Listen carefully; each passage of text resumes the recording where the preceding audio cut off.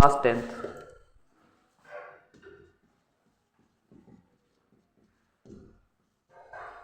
Half yearly paper solution का part 2 ये रहेगा। तो हमारा क्वेश्चन है रेखाओं a1x plus b1y, question is 2 का first fill in the blanks. जो क्वेश्चन है वो ये है, तो रेखा a1x प्लस b1y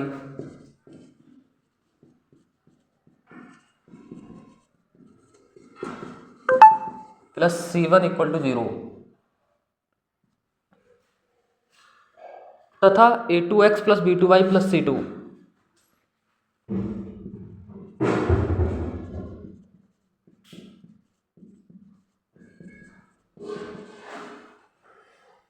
में यदि a1 अपॉन a2 बराबर b1 अपॉन b2 बराबर c1 अपॉन c2 हो तो रेखाओं के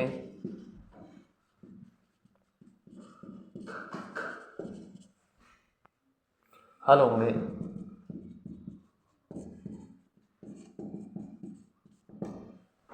हमको पूछा गया है कि रेखा a1x b1y c1 तथा a2x b2y और c2 में यदि ये तीनों मान बराबर हैं तो रेखाओं के हल क्या होंगे। तो ये हम अच्छी तरीके से पढ़ चुके हैं कि अगर a1 अपॉन a2 बराबर b1 अपॉन b2 बराबर c1 अपॉन c2 हो तो रेखाएं कैसी होती है, समपाती। समपाती का मतलब एक के ऊपर एक। जब रेखाएं समपाती होंगी तो उनके हल कितने होंगे, अनंत हल, क्योंकि ये जो रेखाएं हैं वो अनंत बिंदु पर क्या कर रही है, एक दूसरे को टच कर रही है। तो इसके क्या आ जाएगा आंसर, अनंत यानी इनफाइनाइट हल। So there are infinite solutions for these two lines when the condition is a1 upon a2 equal to b1 upon b2 equal to c1 upon c2। Okay बच्चा पार्टी, अब हम एक कंडीशन की और बात करते हैं। इसमें तीन कंडीशन आती है। फर्स्ट कंडीशन होती है a1 upon a2 is not equal to b1 upon b2। जब a1 अपॉन a2 और b1 अपॉन b2 इक्वल नहीं होता है उस कंडीशन में ये रेखाएं होती हैं इस तरीके से, जिसको बोलते हैं हम इंटरसेक्टिंग लाइन या प्रतिच्छेदी लाइन। कौन सी लाइन, प्रतिच्छेदी या इंटरसेक्टिंग लाइंस। ओके, इस कंडीशन में जो हलों की संख्या होती है वो होती है 1, क्योंकि ये एक पॉइंट पे कट कर रही है। तो इसके कितने हल होंगे, एक हल, या मैं बोलूं केवल एक हल, ओनली अ सिंगल सॉल्यूशन। अगर सेकंड कंडीशन आती है, अगर a1 अपॉन a2 बराबर हो b1 अपॉन b2 के, इसमें दो कंडीशन बनती है, या तो c1 अपॉन c2 क्या हो, बराबर हो, तब तो होंगे इनफाइनाइट सॉल्यूशन, जो कि अभी बताया, क्योंकि ये रेखाएं समांतर होती हैं, समपाती होती हैं सॉरी, और समपाती रेखाएं अनंत बिंदुओं पर कट करेंगी। थर्ड कंडीशन आती है इसी में, a1 अपॉन a2 बराबर b1 अपॉन b2 तो होगा ही होगा, लेकिन c1 अपॉन c2 जो है वो बराबर नहीं होगा। उस कंडीशन में जो हलों की संख्या होती है वो होती है 0, क्योंकि ये रेखाएं होती है समांतर रेखाएं, और समांतर रेखाएं कभी भी एक दूसरे को कट नहीं करती है। जैसे कि एक रेल की पटरी आप देखते हो कभी भी एक दूसरे को नहीं काटती है, ये पटरी एक दूसरे को नहीं काटेगी, दूसरी पटरी आके काट सकती है। समझ आया, कंफ्यूज नहीं हो रहा है। तो समांतर रेखा समझ में आई, समांतर रेखा है तो नो सॉल्यूशन, कोई हल नहीं होगा उस कंडीशन में। तीनों कंडीशन क्लियर है। हमें यहाँ पे ये पूछा था, ये वाली कंडीशन इसमें लाई कर रही है, यानी इनफाइनाइट सॉल्यूशन होंगे, क्योंकि ये रेखा समपाती है, क्योंकि अनंत बिंदु पर है। नेक्स्ट,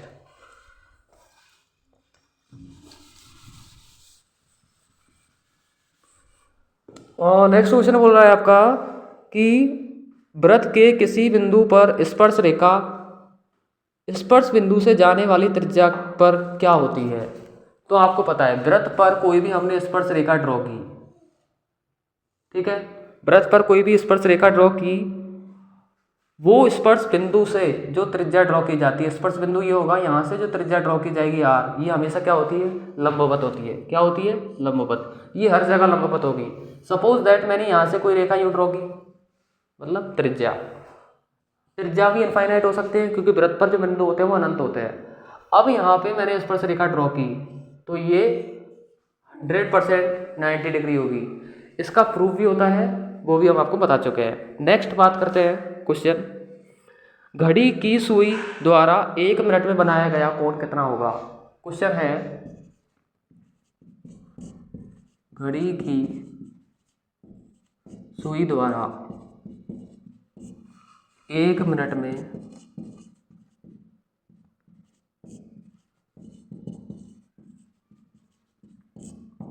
बनाया गया कोण क्या होगा। तो देखो मुझे बताओ, घड़ी की सुई जो होती है उसके अंदर, घड़ी में मिनट वाली सुई की मैं बात कर रहा हूँ, मिनट हेड, यानी मिनट वाली सुई, मिनट हेड जिसको बोलते हैं, कितनी मिनट्स होती हैं टोटल? 60 मिनट्स होती हैं एक राउंड में। एक राउंड में कितनी मिनट? 60 मिनट। एक राउंड में कितना एंगल बनेगा? कितना एंगल बनेगा? तो एक राउंड में जो एंगल बनेगा पूरा कितना बनेगा? 360 डिग्री, जिसको हम बोलते हैं कंप्लीट एंगल, आप सभी जानते हो। अब मुझे बताओ 360 का एंगल कितने मिनट में बन रहा है? 60 मिनट में। कितने मिनट में बन रहा है? 60 मिनट में। यानी 60 मिनट में बन रहा है एंगल कितने डिग्री का? 360 का। तो एक मिनट में कितना बनेगा?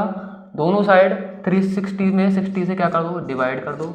या मैं ये बोलूँ दोनों साइड 60 से डिवाइड करोगे तो इधर 1 मिनट का मिल जाएगा, ये 60 मिनट का आ रहा है, तो 60 से डिवाइड करोगे तो 0 से 0 कैंसिल आउट, 6 6 जा 36, यानी कि जो एंगल बनेगा वो 6 डिग्री का बनेगा। और आप चेक कर लो, एक मिनट में 6 डिग्री का, टोटल कितने मिनट्स होते हैं? 60। तो 60 मिनट में कितने राउंड कर लेगी? एक मिनट में 60, तो 60 मिनट्स में 360। क्लियर? क्योंकि 60 मिनट में तो एक पूरा राउंड कंप्लीट कर ही रही है ना। सिंपल सा क्वेश्चन है, इतना इजी कोई। नेक्स्ट, शंकु के आयतन का फॉर्मूला क्या होता है? सबको पता है, शंकु का आयतन जो होता है volume of cone, volume of cone 1/3 pi r square h, ये होता है आपके शंकु का आयतन। अगर आपको शंकु का वक्र पृष्ठ क्षेत्रफल या संपूर्ण पृष्ठ क्षेत्रफल, यानी अगर इसके CSA की बात करें, CSA बोला जाता है वक्र पृष्ठ क्षेत्रफल, कर्व्ड सरफेस एरिया, इसका कर्व्ड सरफेस एरिया होता है पाई आर एल। वहीं अगर इसके TSA की बात करें, टोटल सरफेस एरिया होता है, यानी संपूर्ण पृष्ठ क्षेत्रफल जो होता है वो होता है pi r, r plus l बोलो या l plus r, no issue. R is the radius and l is the slant length, जिसको बोलते हैं तिर्यक रेखा। जो इस तरह का ये कोण होता है, ये आर होता है आपका, ये एल होता है, ये इसकी हाइट होती है। तो एल जो होता है ना वो पाइथागोरस थ्योरम से बन जाता है r square plus h square का रूट, क्योंकि हाइपोटेनस स्क्वायर होता है equal to base square plus perpendicular का स्क्वायर। नेक्स्ट क्वेश्चन है, किसी वृत्त के किसी व्यास के सिरों पर खींची गई स्पर्श रेखाएं कैसी होती है? किसी वृत्त के, क्या बोला क्वेश्चन मैंने? किसी वृत्त के व्यास के दोनों सिरों पर जो स्पर्श रेखाएं खींची जाती हैं वो कैसी होती है? तो कोई मैंने वृत्त बना लिया, इसका व्यास होगा जो हमेशा केंद्र से पास करेगा, इसके बिंदुओं पर स्पर्श रेखा हमने ड्रॉ की, यहाँ से ये की। अब मुझे बताओ ये रेखाएं जो स्पर्श रेखाएं ड्रॉ होंगी वो हमेशा कैसे होंगी? समांतर। कैसे होंगी? समांतर, क्योंकि आपको पता है ये यहाँ से 90 होता है, ये यहाँ से 90 होता है। जब एंगल सेम होंगे तो उनका जो ढाल होगा या उनकी जो भुजा की प्रवणता होगी वो हमेशा क्या रहेगी? सेम रहेगी। सेम रहेगी तो ये रेखाएं कैसी रहेंगी? एकदम समांतर रहेंगी, पैरेलल रहेगी। नेक्स्ट क्वेश्चन, एक क्वेश्चन आया है आपका इस फॉर्मूले से, 3 मल्टीप्लाई माध्यक इक्वल टू होता है बहुलक प्लस डैश डैश डैश माध्य। तो देखो मैं आपको एक फॉर्मूला रटा देता हूँ, Z इक्वल टू होता है 3m माइनस का 2x बार, ये आप इसको याद कर लीजिए। Z होता है बहुलक, m होता है माध्यक, x बार होता है माध्य। तो देखो आपको क्या दे रखा है? Z बहुलक एरा, इसमें क्या किया है? x बार मैंने क्या बोला? माध्य। तो आपको पता है क्या लगा है? 2, तो यहाँ पे 2 आ जाएगा। आप तो उसको इधर लेके आओगे तो क्या बन जाएगा? Z प्लस का 2m x bar equal to 3m, ये बन गया। तो देखो यही फॉर्म में ये दे रखा है। अब इसको वो फॉर्म को चेंज भी कर सकता है, वो दे सकता था 2 माध्य इक्वल टू 3 माध्यक माइनस का बहुलक। कन्फ्यूज नहीं होना, आप किसी भी एक फॉर्म को लर्न कर लीजिए और उसी के हिसाब से उसको अरेंज करके और आंसर निकाल लीजिए। नेक्स्ट क्वेश्चन की बात करते हैं, fill in the blanks complete हो गए, यही थे।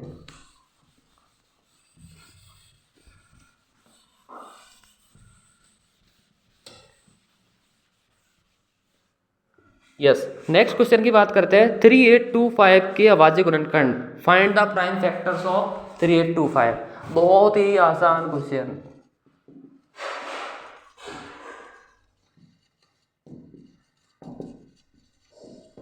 अभाज्य गुणनखंड एक्सरसाइज 1.1 का ही क्वेश्चन है। तो देखो 3825 के अभाज्य गुणनखंड हम निकालेंगे। तो अभाज्य गुणनखंड आप जानते हो, चेक करना इस तरीके से। इसमें किस नंबर का डिवाइड जाएगा? 2 का जाएगा नहीं, क्योंकि लास्ट डिजिट में 5 है जो कि 2 के टेबल में नहीं आता है। नेक्स्ट आप देखो, अगर इनका प्लस 3 के टेबल में आ रहा है तो वो 3 से डिवाइड होगा। इसको प्लस करो, 8 और 3 11, 11 प्लस 2 13, 13 और 5 18, मतलब इसका डिवाइड 3 से होगा। तो 3 से जब आप इसको डिवाइड करोगे, 3 1 जा 3, 3 2 जा 6, 2 बचा, 3 7 जा 21, 3 5 जा 15। अगेन 3 से आप इसको डिवाइड कर सकते हो क्या? चेक करो, 7 8 9 10 और 5 15 हो सकता है, क्योंकि 15 3 के टेबल में आता है। 3 4 जा 12, 3 2 जा 6, 1 7, 3 5 जा 15। अब ये नंबर जो है 3 से डिवाइड नहीं होगा, क्योंकि इनका प्लस हो रहा है 4 और 2 6 और 5 11, 11 3 के टेबल में नहीं आता है। तो अब नंबर कौन बचा? 5, क्योंकि जिस भी डिजिट के लास्ट में 5 है वो हमेशा किससे डिवाइड होती है? 5 से। अब कोई बच्चा बोलेगा कि सर यहाँ हम 5 से नहीं कर सकते। कर सकते हो, लेकिन आप पहले स्मॉलेस्ट नंबर से डिवाइड कीजिए, जिससे कि आपका जो ऑर्डर है वो अच्छा लगे। करने को तो आप डायरेक्टली 5 से कर दीजिए, फिर बाद में आपको 3 से करना ही पड़ेगा, क्योंकि जो फैक्टर्स होते हैं वो ऑलवेज सेम आएंगे, चाहे आप कैसे भी करें। अब हम 5 से करते हैं। 5 8 जा 40, 5 5 जा 25, वापस 5 से। जिस भी नंबर के लास्ट में 5 है वो ऑलवेज 5 से डिवाइड होगा ही होगा। 5 1 जा 5, कितना बचा? 3, 5 5 7 जा 35। अब देखो 17 कैसा नंबर है? प्राइम। अच्छा, इसको प्राइम फैक्टराइजेशन क्यों बोलते हैं पता है आपको? क्योंकि यहाँ पे जो भी नंबर्स आते हैं सारे प्राइम होते हैं, इसलिए ये होता है प्राइम फैक्टर्स जो उसको डिवाइड कर सकता है। 17 इज द प्राइम, तो 17 का 70 से डिवाइड क्या होगा? 1। तो इसका आंसर क्या हो जाएगा? 3 कितनी बार है? 2 बार। 5 भी 2 times and 17, that's is the answer. कोई डाउट्स? इसको राइट कर लीजिए आप लोग। इसके बाद नेक्स्ट क्वेश्चन है, द्विघात समीकरण ज्ञात कीजिए जिसके मूलों का योग और मूलों का गुणनफल हमको दे रखा है। तो देखो इस क्वेश्चन को भी करते हैं, बहुत ही अच्छा क्वेश्चन है। आपको क्या फाइंड करनी है? द्विघात समीकरण। क्या फाइंड करनी है? द्विघात समीकरण। द्विघात समीकरण आपको फाइंड करनी है, यानी क्वाड्रेटिक इक्वेशन। क्या फाइंड करनी है आपको? Quadratic equation. Now we have to given the मूलों का योग यानी सम ऑफ रूट्स। ये आपको गिवन है। मूलों का योग तो आपको दे रखा है -3, और आपको गुणनफल दे रखा है, और गुणनफल जो है वो मूलों का गुणनफल, मूलों का गुणनफल आपको दे रखा है 2। अब हमको निकालना है कि इसका जो द्विघात समीकरण होगा वो क्या है, यानी कि we have to find the quadratic equation for these terms. अब मुझे बताओ, मूलों के योग का फॉर्मूला मैंने आपको पिछली वीडियो में बताया था, माइनस का बी अपॉन ए होता है, इसका फॉर्मूला होता है सी अपॉन ए। और कोई भी जो द्विघात समीकरण होती है उसका व्यापक रूप होता है ax² प्लस के bx plus c equal to 0, जिसमें x की अधिकतम घात 2 होती है। x या मैं बोलूँ किसी भी वेरिएबल की मैक्सिमम घात 2 है तो वो समीकरण हमेशा द्विघात समीकरण होगा। अगर 1 है तो वो लीनियर इक्वेशन होता है, यानी एक घात का या रैखिक समीकरण जिसको बोला जाता है। अब देखना बच्चा पार्टी, मुझे बताओ इसके अपन 1 लिख सकता हूँ क्या? इसके अपन 1 लिख सकता हूँ क्या? यस। आपको पता है a का मान यहाँ भी 1 है, a का मान यहाँ भी 1 है। इसका मतलब a का मान सेम है तो आपके समीकरण बन गया। तो देखो a की जगह क्या लिख सकते हैं? 1, यहाँ भी 1 है, यहाँ भी 1 है। a का मान दोनों जगह बराबर होना नेसेसरी है, तो ये हो जाएगा आपका 1x²। ठीक है। अब b का मान बताओ मुझे तुलना करके। b का मान कोई बोलेगा -3, रॉन्ग। -3 जो है ना वो -b का मान है, क्योंकि वो -b के सामने लिखा है, तो माइनस से माइनस प्लस, तो b का मान कितना है? 3। -3 -b का मान था, तो यहाँ पे b का मान 3x प्लस c का मान कितना है? 2 इक्वल टू 0। इतना इजी चॉकलेट सा क्वेश्चन था ये। अब देखो इसको करने का एक मेथड और है, बताएं क्या? बता देते हैं। बच्चे बोलेंगे कि सर बताते हो फिर भी पूछते हो। देखो इस क्वेश्चन में एक फॉर्मूला रहता है x square plus minus alpha plus beta x plus alpha beta equal to 0। आप इसमें रख दीजिए। अल्फ़ा प्लस बीटा का मीन्स होता है अल्फ़ा प्लस बीटा का मान, योग मतलब अल्फ़ा प्लस बीटा ही होगा, क्योंकि द्विघात समीकरण के कितने रूट होंगे, कितने मूल होंगे, 2 मूल होंगे, क्योंकि इसकी घात 2 है तो इसके 2 हल आते हैं ना कोई भी समीकरण सॉल्व करने पे। तो अल्फ़ा और बीटा मैंने मान लिया, तो योग का फॉर्मूला होता है माइनस पी अपॉन ए। तो योग कितना दे रखा है हमको, माइनस का 3 दे रखा है, ये एक तो हमने लगाया था, बाकी मान हमें कितना दे रखा था, माइनस का 3। तो अल्फ़ा प्लस बीटा की जगह -3 लिख सकता हूँ क्या? यस। और एक्स तो बाहर पहले से लिखा है, प्लस अल्फा बीटा यानी अल्फा इंटू बीटा, गुणनफल कितना दे रखा है 2। अब एक चीज देखना, माइनस से माइनस क्या करेगा, लड़ाई, प्लस हो जाएगा। एक बार ये देखो, एक बार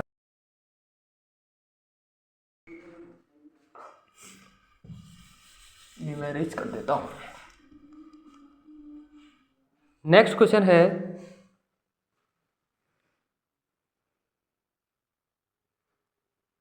एपी दे रखी है 3, 8, 13, 18,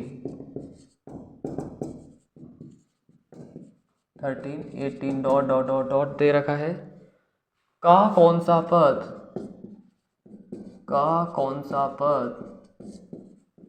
78 है, यानी कि this term of AP of this AP is 78, यानी इस एपी का कौन सा जो पद है वो 78 होगा।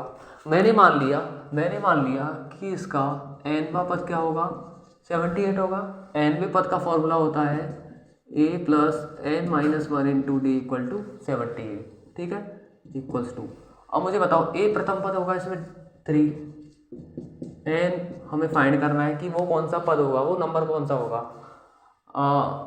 डी आपका होता है सार्व अंतर, इनका डिफरेंस, कॉमन डिफरेंस कितना होगा 5 इक्वल टू 78। अब हमको सबसे पहले 3 को यहाँ से रिमूव करना पड़ेगा। 3 को हटाने के लिए 3 को इधर -3 कर दिया, तो इधर कितना बच गया 75। तो यहाँ से क्या हो जाएगा, 5 डिवाइड में चला जाएगा, फिर बच गया आपका n-1 इक्वल टू 15, ठीक है, डिवाइड करने पे। अब 1 जो है वो इधर आके प्लस का 1 हो जाएगा, तो n इक्वल टू हो जाएगा 15 प्लस 1 यानी कि 16। तो हमारा जो 16वां पद होगा वो 78 होगा। अब मैं आपको एक क्वेश्चन देता हूँ, if you have to given this AP, then find the 16th term of this AP। इस AP का 16वां पद क्या होगा, ठीक है। आंसर क्या आएगा वो आपको पता है, लेकिन सॉल्व करना है और आंसर निकालना है, ठीक है। नेक्स्ट क्वेश्चन की तरफ बढ़ते हैं। नेक्स्ट क्वेश्चन है बहुत ही इजी, एकदम easy PG. sin 60 cos 30 plus sin 30 cos 60। वैसे तो ये एक आइडेंटिटी होती है sine of a plus b की, लेकिन फॉर्मूला होता है sine a cos b plus cos a sine b, लेकिन हमें 10th क्लास भी क्या करना होता है, इनके वैल्यूज रखने होते हैं, वो टेबल आपको लर्न होगी। तो sin 60 होता है √3/2 और cos 30 जो होता है ना वो भी √3/2 होता है। फिर ये होता है 1/2 cos 60 1/2। इसको सॉल्व करेंगे तो ये हो जाएगा 3, 2 2 जा 4, 1 2 2 जा 4, इसको प्लस करके 4 1 जा 4 आ जाएगा। तो सिंपल सा आंसर है। तो आपको वैल्यूज पता है तो ये क्वेश्चन आप इजीली कर सकते हो, इतना कोई हार्ड एंड फास्ट नहीं है। नेक्स्ट क्वेश्चन की तरफ करते हैं। नेक्स्ट क्वेश्चन है भूमि के एक बिंदु से, अच्छा क्वेश्चन है ध्यान से सुनना। भूमि का एक बिंदु, हमने मान लिया कि भूमि का कोई भी बिंदु है ये से मीनार के पाद बिंदु की दूरी 30 मीटर है। तो कोई मीनार होगी, उसके पाद बिंदु यानी उसका जहाँ से वो खड़ी है वो वाला पॉइंट मीनार 30 मीटर की दूरी पर है। कितना मीटर है वो, 30 मीटर यानी 30 मीटर की दूरी पर है। मीनार के शिखर का उन्नयन कौन, the angle of an elevation, याद आ रहा है कुछ, 30 हमको दे रखा है। Then find the height of मीनार, आपको निकालनी है मीनार की हाइट। ये मीनार है, क्या है ये मीनार, तो इसकी आपको हाइट को हमने h मान लिया। अब मुझे बताओ इसका रिलेशन क्या होता है, किसका, हमें आधार पता है और हमें लंब निकालना है। लंब निकालने के लिए लंब और आधार का रिलेशन क्या होता है, लाल बटे कक्का से हम देख सकते हैं। तो मुझे बताओ लंब अपॉन आधार क्या बनता है, tan theta sine cos tan. तो ये हो जाएगा आपका टेन थीटा इक्वल टू लंब अपॉन आधार। लंब है आपका h, आधार है आपका 30 और थीटा कितना है हमारे पास 30 डिग्री। ठीक है, वो 30 आधार है आपका 30 मीटर। टेन 30 का मान कितना होता है 1/√3 होता है, आपको पता ही है। इक्वल टू हो जाएगा h/30। ये 30 कहाँ जाएगा क्रॉस मल्टीप्लाई पे, तो 30 बन जाए 30/√3 इक्वल टू h का मान निकल गया। आप चाहो तो इसका आंसर यहाँ तक छोड़ सकते हो, लेकिन कहा जाता है कि मैथ्स में रूट के नंबर नीचे नहीं होना चाहिए, तो उसको आप क्या करोगे, उसके कॉन्जुगेट यानी इसके सहयोगी से गुना। तो √3 से ऊपर गुना और √3 से नीचे गुना, क्योंकि अगर आपको आंसर एग्जैक्ट चाहिए जो आंसर कीज में रहता है तो उसके लिए आपको इस तरीके से करना पड़ेगा। 3 को 3 से मल्टीप्लाई करोगे 3 आ जाएगा, 3 से 10 जा बार कैंसिल आउट हो जाएगा। तो h का आंसर आ जाएगा 10√3 मीटर, क्योंकि जो हाइट होती है वो किसमें होगी, मीटर में। ये मीटर तो ये भी मीटर होगा। कोई डाउट्स? बहुत ही ईजी क्वेश्चन था, इसको आप राइट कर लीजिए। फिर नेक्स्ट क्वेश्चन की तरफ बढ़ते हैं। नेक्स्ट क्वेश्चन दे रखा है, सिद्ध कीजिए कि 3 + 2√5 एक अपरिमेय संख्या है। होती ही है फिर भी हमें प्रूफ करना है। तो देखो बताते हैं इसका प्रूफ दैट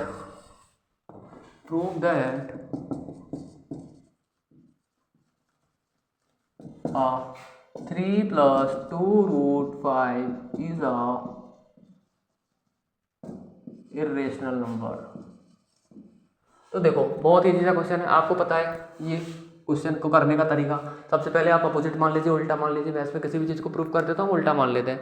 तो 3 + 2√5 का आप क्या मान लीजिए, रेशनल मान लीजिए, यानी परिमेय संख्या मान लीजिए। और कोई भी परिमेय संख्या होती है तो उसकी डेफिनेशन है कि उसको हम a/b की फॉर्म में लिख सकते हैं। a एंड b आर को प्राइम नंबर यानी सहभाज्य संख्या है जिनके।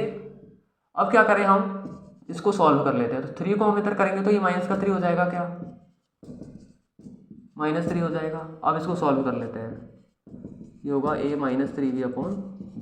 अब मुझे बताओ कोई भी अपरिमेय संख्या जो होती है, रूट के अंदर कोई भी आपका प्राइम नंबर हो, आपको कभी चेक करना है तो रूट के अंदर प्राइम नंबर हो या अभाज्य संख्या हो तो वो हमेशा कैसे होगी, इर्रेशनल। अब बात करते हैं अभाज्य संख्या। आप सभी जानते हो जो 1 और स्वयं के अलावा, यानी 1 के अलावा और स्वयं यानी कि इटसेल्फ किसी से डिवाइड नहीं हो, इन दोनों के अलावा। तो 1 से तो सारी डिवाइड होती है, लेकिन ये स्वयं से ही डिवाइड होगी, इसके अलावा किसी नंबर से डिवाइड नहीं होगी। जैसे कि √5 जो है वो 5 से ही डिवाइड हो सकता है, इसके अलावा किसी से डिवाइड नहीं होगा। 5 से या 1 से, दो ही फैक्टर है। तो √5 कैसे होगी, इर्रेशनल। रूट के अंदर कोई भी प्राइम संख्या हो वो सारी इर्रेशनल होती है। तो मुझे बताओ ये कैसी संख्या है, अपरिमेय। क्यों, अभी बता दिया मैंने रीजन। ये कैसी है, परिमेय। अपरिमेय परिमेय के बराबर हो सकती है, नहीं, तो हम नीचे लिख देंगे। यह है हमारे कथन का विरोधाभास है कि जो हमने स्टार्टिंग में माना था कि ये संख्याएं कैसी है, परिमेय है, ये परिमेय नहीं होंगी क्योंकि ये बराबर नहीं आएगा। अतः ये संख्या है, यह संख्या परिमेय ना होकर अपरिमेय होगी यानी इर्रेशनल होगी। हैंस प्रूफ हो गया। नेक्स्ट क्वेश्चन है, अगला क्वेश्चन अच्छा क्वेश्चन है, बहुत इंपॉर्टेंट क्वेश्चन है चैप्टर। हाँ, क्वेश्चन नंबर है आपका x² - 2x - 8 के शून्य ज्ञात कीजिए। शून्य का मतलब 0, उसके दो मान।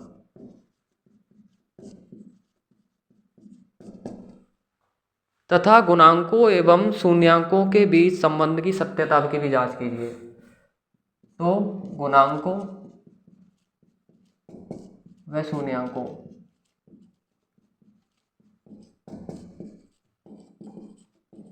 के मध्य संबंध की सत्यता की जांच।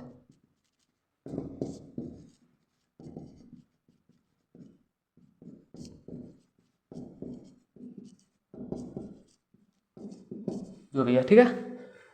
तो इसके लिए हम सबसे पहले क्या करना होगा, इसके शून्यांक निकालने होंगे। तो शून्यांक निकालने का आपको एक फॉर्मूला होता है, या आप डायरेक्टली कर सकते हो। करने का तरीका जो होता है, इसको हम पहले 0 के इक्वल करते हैं क्योंकि शून्यांक निकालने हैं। तो हम क्या करेंगे, 8 के ऐसे फैक्टर करेंगे कि उनको प्लस या माइनस करने पे -2 आए। तो देखो 8 के 2 फैक्टर होते हैं, 4 और 2। 8 के कितने फैक्टर होते हैं, 4 और 2, अगर मैं इसको माइनस का 4x प्लस माइनस 2x इसको लिख सकता हूँ प्लस 2x, क्योंकि देखो 4 का 2 से गुना करोगे 8 आएगा, प्लस माइनस माइनस, 4 में से 2 गया तो 2 आएगा, लेकिन माइनस का बड़ा नंबर है माइनस आएगा। सही है कंडीशन। अब देखो इन दोनों में से x कॉमन आ सकता है तो बच गया x माइनस 4, इन दोनों में से 2 कॉमन आ सकता है तो यहाँ से भी x माइनस का 4 बच गया। इन दोनों ब्रैकेट्स में से x माइनस का 4 कॉमन है तो यहाँ से बच जाएगा आपका x प्लस 2 इक्वल्स टू 0। अब दोनों समीकरणों को जब 0 के इक्वल्स रखोगे तो आपको एक वैल्यू तो मिलेगी x इक्वल टू 4, एक वैल्यू मिलेगी x इक्वल टू माइनस का 2। तो हमारे पास शून्यक तो आ गए। अब उन्होंने कहा है उनके शून्यांक और गुणांकों की जांच करनी है। तो हमें पता है, हम जानते हैं कि मूलांकों का योग यानी अल्फा प्लस बीटा होता है माइनस का b अपॉन ए। ठीक है, ये वेरिफिकेशन कर रहे हैं, इक्वल आना ही चाहिए। तो देखो अल्फा का मान क्या है इसमें, ये अल्फा होगा ये बीटा होगा। ओके, तो 4 plus minus 2 equal to b, minus तो लगा दो, बी का मान कितना है इस समीकरण से, ये ए होता है, ये बी होता है, ये सी होता है, कल बताया था आपको। बी का मान होगा माइनस का 2, ठीक है, माइनस से आता है तो माइनस आएगा अपॉन ए का मान क्या है, कुछ नहीं है तो क्या मान लो 1 मान लो, तो ए का मान हो गया 1 हो गया। अब देखो 4 प्लस माइनस क्या हो जाता है माइनस, तो 4 माइनस 2 इक्वल टू कितना बचा, माइनस से माइनस प्लस का 2 अपॉन 1, तो 4 में से 2 गया तो 2 इक्वल टू 2, यानी कि ये तो क्या हो गया 85। अभी हमें गुणांक भी उसका गुणांक भी निकालना, शून्यांकों का गुणनफल भी निकालना है। ये होता है सी अपॉन ए, सेम है, ये भी बराबर आ जाएगा। 4 2 जा माइनस का 8 बराबर सी का मान कितना है माइनस 8, ए का मान 1 तो माइनस 8 हो गया वेरिफिकेशन। अगर ये इक्वल नहीं आता है तो या तो आपने ये गलत किया है या आपने इन मानों में से किसी मान को गलत राइट कर दिया है। कई बार बच्चे क्या करते हैं, बी का मान यहाँ पे 2 लिख देते हैं, नहीं यहाँ माइनस का 2 आएगा, ये माइनस तो फॉर्मूले वाला माइनस है, और ये जो माइनस 2 आया है बी का मान माइनस का 2 है। आप तुलना करोगे A X square plus B X plus C तो आपको पता चलेगा कि बी का मान माइनस का 2 हो जाएगा। Okay clear. नेक्स्ट क्वेश्चन है आपका, दो संपूरक कोणों में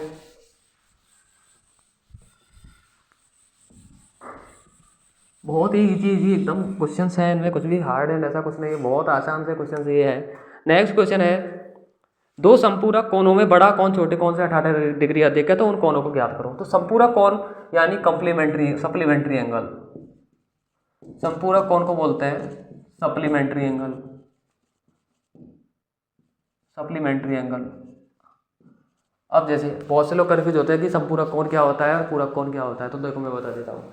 कभी भी आप एग्जाम कॉपी एग्जाम दे रहे हो, आपको एक्स्ट्रा सीट चाहिए यानी सप्लीमेंट्री कॉपी चाहिए, तो आप हैंड को कैसे करते हो टीचर के सामने, ऐसे करते हो। जब आपने हैंड को ऐसे किया तो कितने डिग्री का एंगल बना, ये 180 का। तो संपूरक कोण हमेशा कितने डिग्री का रहेगा, 180 डिग्री का। वही आप कोई वर्ड कप उठाते हो, ठीक है, समझने की ट्रिक है। कंप्लीमेंट्री एंगल जिसको बोलते हैं हिंदी में पूरक कोण। जब आप एक वर्ड कप उठाते हो तो अपने हाथ को कैसे उठाते हो, पूरा यूं। जब यूं उठाते हो तो कितने डिग्री का एंगल बन गया अर्थ से, 90 डिग्री का। तो ये 90 का रहता है हमेशा, और सप्लीमेंट्री 180 का रहेगा। यानी जब दो कोणों का योग 180 डिग्री होता है तो उसे संपूरक कोण कहते हैं। डेफिनेशन आ सकती है एग्जाम में, यस 9th क्लास में पूछी जाती है। अगला क्वेश्चन है, क्वेश्चन यही है सॉरी। तो इसमें एक कोण x है, दूसरा कोण 18 अधिक है, तो x प्लस 18 होगा, और दोनों का योग कितना हो जाएगा, ये पूरा एक कोण है, ये 180 डिग्री के बराबर होगा, ये भी डिग्री ही होगा और ये भी डिग्री होगा। ओके, क्योंकि एंगल्स है ये। अब इनको x में x ऐड किया तो 2x हो गया प्लस 18 इक्वल टू 180, तो ये हो जाएगा आपका 2x इक्वल टू 180 माइनस का 18, ये हो जाएगा 2x इक्वल टू, इसको इसमें से माइनस करो आप, कितना बचेगा, कितना बच जाएगा, 180 में से 10 गया तो 170, तो ये बन जाएगा आपका 162 बच गया, 2 चला जाएगा डिवाइड में,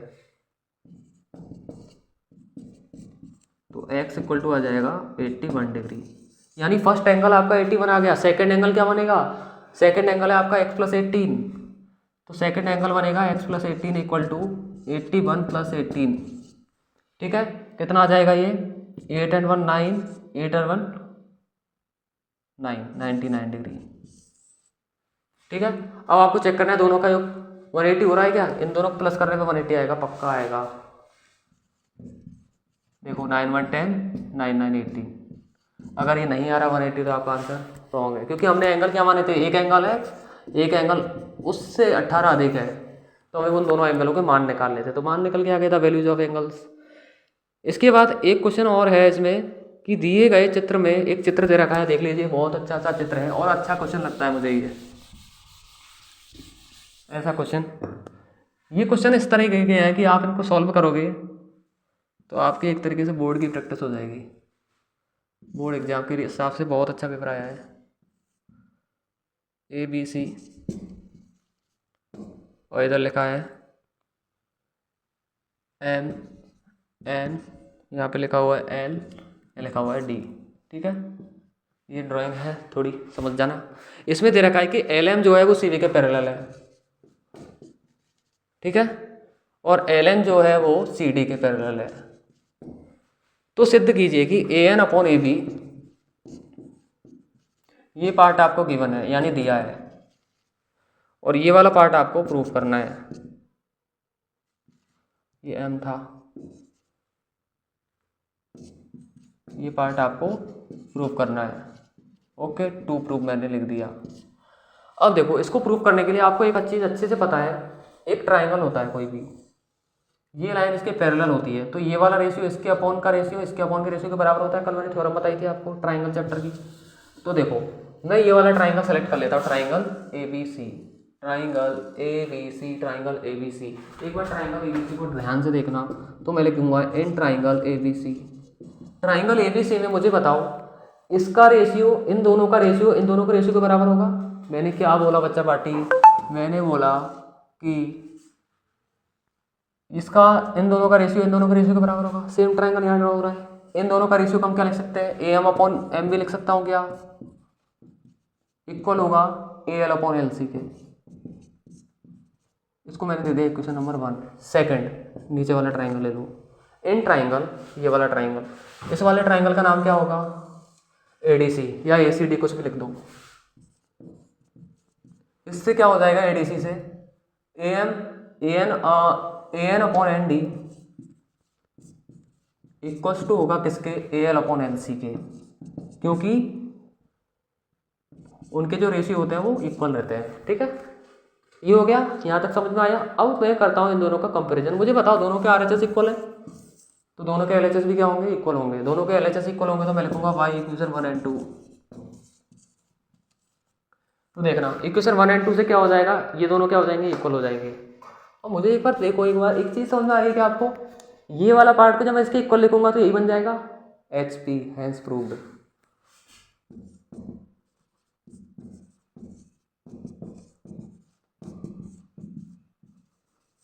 यही तो प्रूफ करना था, सेम सेम आ गया। अब देखो, मैं बात करता हूँ कि मैंने इन दोनों ट्राइंगलों को सेलेक्ट क्यों किया, क्योंकि देखो आप ऐसा ट्राइंगल चूज करो जिसमें AM और AB आता है, तो AM और AB देखो इस ट्राइंगल में आ रहा है। अगला ऐसा ट्राइंगल चूज करो जिसमें AN और ND आता है, तो AN और ND इसको मैं ड्रॉ करूंगा तो ये ट्राइंगल बनेगा। ठीक है, एक लाइन पैरेलल हमको दे रखी है, ये कंडीशन होगी तभी ये कंडीशन अप्लाई होगी, अदरवाइज ये कंडीशन अप्लाई नहीं होगी। बहुत ही अच्छा क्वेश्चन था, प्रैक्टिस करना इन क्वेश्चन की और ज़्यादा। बाकी के क्वेश्चंस के लिए हम पार्ट 3 में देखेंगे। लगभग का आपका पेपर कंप्लीट है। बेटर सॉल्यूशन के लिए ये जो एक्सप्लेनेशन के साथ में पेपर को करना ज़्यादा बेटर रहता है, और आप इन क्वेश्चंस की मैक्सिमम से मैक्सिमम प्रैक्टिस करते रहिए। Thank you.